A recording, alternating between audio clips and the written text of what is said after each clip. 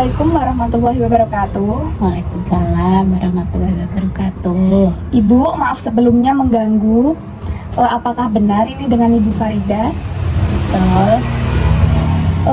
Ibu, perkenalkan ya Bu, nama saya Nashwa Rizky Alaida, mahasiswa tingkat 2 semester 4 Universitas Muhammadiyah Kudus. Di sini saya akan melakukan penyuluhan mengenai infeksi menular seksual. Apakah Ibu sebelumnya pernah mendengar? Belum. Baik, Ibu, saya terangkan terlebih dahulu ya Ibu. Ya. Infeksi menular seksual atau IMS adalah berbagai jenis infeksi yang dapat menular dari satu orang ke orang lainnya melalui vagina, dubur, atau mulut, baik berlawanan jenis kelamin maupun dengan sejenis kelamin. Itu bisa menjadi sarana penularan penyakit kelamin ini ya Bu, sehingga kelainan ditimbulkan tidak hanya terbatas pada daerah genital saja, tetapi dapat juga di daerah ekstra genital. Kelompok umur risiko paling tinggi tertular penyakit IMS ini adalah kelompok mahasiswa remaja, dewasa muda sekitar usia 15-24 tahun ya Ibu ya. Kemudian ada cara mencegah IMS. Yang pertama, abstinensi, yaitu menghindari hubungan seksual dengan pasangan yang terkena IMS maupun yang sedang menjalani penyembuhan IMS ini ya Bu. Yang kedua ada Divitul, setialah pada pasangannya. Yang ketiga, C, kondom, yang merupakan anjuran untuk memakai kondom pada saat melakukan hubungan seksual. Selain itu pula diharapkan mencegah masuknya darah yang belum diperiksa kebersihannya. Berhati-hati dalam menangani segala hal yang tercemar darah segar. Mencegah pemakaian alat tembus kulit seperti jarum suntik yang tidak steril. Lalu pergantian alat-alat seperti alat tindi, alat tajam lainnya yang biasa dipakai pergantian yang menembus kulit. Lalu bersihkan alat reproduksi sehingga dapat meminimalisir penularan infeksi menular lainnya. Berarti Ibu tuh hati-hati kalau misal ada jarum itu tuh, maksudnya jangan sembarangan naruhnya, bisa kan ketusuk. Soalnya kan kita nggak tahu sebelumnya tuh jarum punya siapa, sebelumnya apakah dia punya penyakit atau enggak, kan nggak tahu ya. Terus mau kan pembersihan alat reproduksi itu pokoknya selalu dibersihkan sebersih-bersihnya. Soalnya kan kita nggak tahu penyakit itu datangnya bisa dari situ atau dari mana, kayak gitu ya Bu ya. Selanjutnya adalah bahaya IMS. IMS memiliki pengaruh yang sangat besar pada kesehatan seksual dan reproduksi di seluruh dunia. Komplikasi dari IMS ini menyebabkan kemandulan, gangguan kehamilan, gangguan pertumbuhan, kanker, dan memudahkan seseorang terkena HIV. Sampai sekarang tuh HIV tuh belum ada obatnya Bu, paling kalau ada juga meminimalisir perkembangannya. Jadi Ibu harus hati-hati apakah orang sekitar Ibu ada yang terkena atau tidak. Pokoknya harus hati-hati kepada diri sendiri ya Bu ya.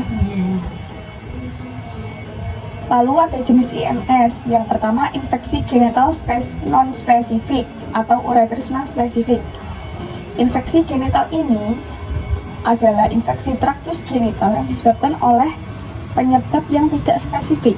Yang kedua ada sifilis atau raja singa. Sifilis ini penyakit menular seksual yang disebabkan oleh bakteri Treponema pallidum dan bersifat kronis.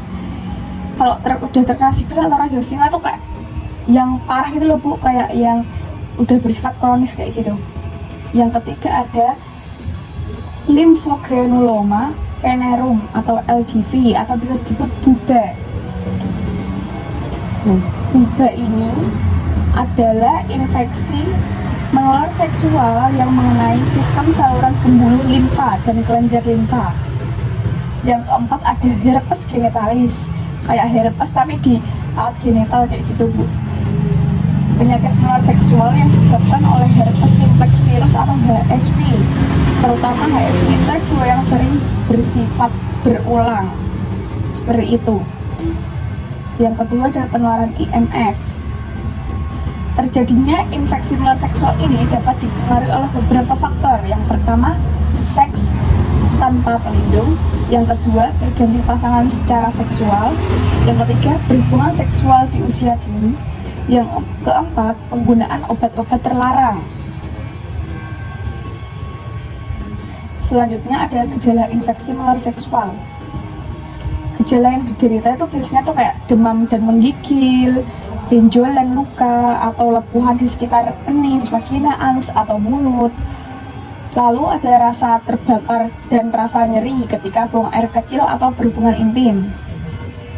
Jadi tuh biasanya orang-orang tuh yang terkena gejala kayak gini tuh kayak belum tahu, dikira tuh kayak biasa aja, kecuali kalau udah diperiksakan ke dokter itu baru jelas, oh ternyata kena kayak IMS seperti itu.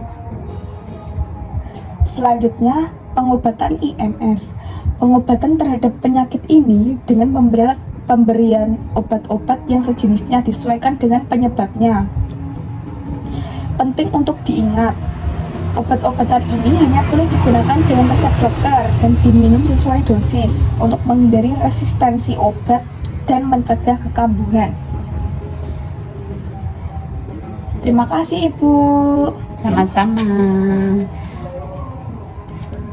Terima kasih ya Ibu atas waktu yang diberikan, atas waktu yang diluangkan. Maaf sudah mengganggu waktunya.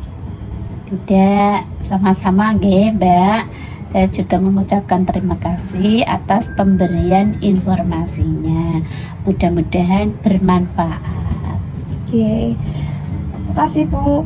Assalamualaikum warahmatullahi wabarakatuh. Waalaikumsalam warahmatullahi wabarakatuh.